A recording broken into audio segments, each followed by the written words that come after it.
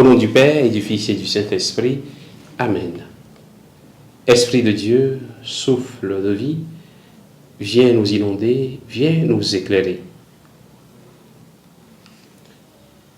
Évangile de Jésus-Christ selon saint Matthieu. En ce temps-là, Jésus disait à ses disciples, « Vous êtes le sel de la terre, mais si le sel devient fade, comment lui rendre de la saveur? Il ne vaut plus rien. On le jette dehors et il est piétiné par les gens. Vous êtes la lumière du monde. Une ville située sur une montagne ne peut être cachée. Et l'on n'allume pas une lampe pour la mettre sous le boisseau.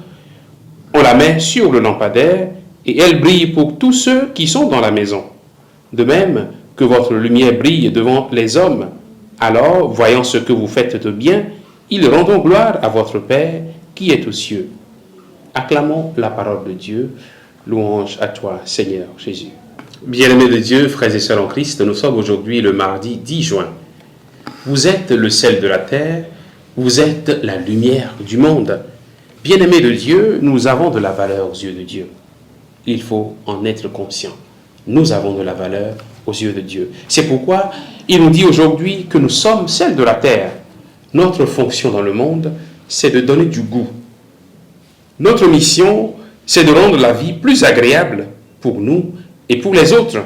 Le sel a de la valeur. Le sel donne du goût. Il révèle le vrai goût des aliments. Le chrétien est comme le sel qui, par sa joie, aide les hommes à trouver du sens à leur vie. Mais avons-nous vraiment cette joie de vivre? Sommes-nous vraiment sel de la terre?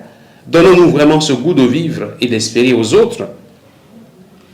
Vous êtes la lumière du monde. La lumière éclaire. Notre mission dans ce monde, c'est d'apporter la lumière, celle que nous avons reçue du Christ Jésus lui-même. Que de ténèbres couvrent le monde, que de situations et de réalités plongent l'humanité dans les ténèbres.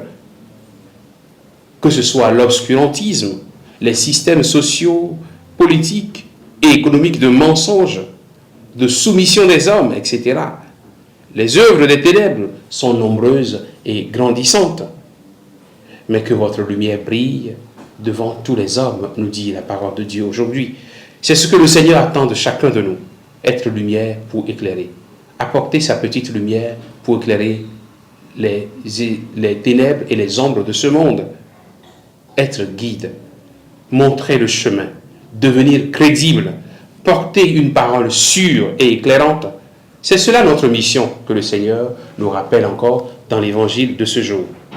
Combien de chrétiens sommes-nous à influencer positivement les gens qui nous côtoient?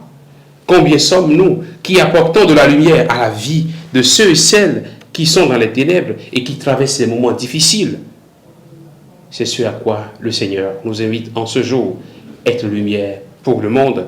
Mais il faut d'abord que nos vies soient éclairées par la lumière du Christ pour qu'à notre tour, nous puissions apporter de la lumière aux autres. Que le Seigneur en ce jour nous bénisse et nous garde dans sa paix, au nom du Père et du Fils et du Saint-Esprit. Amen.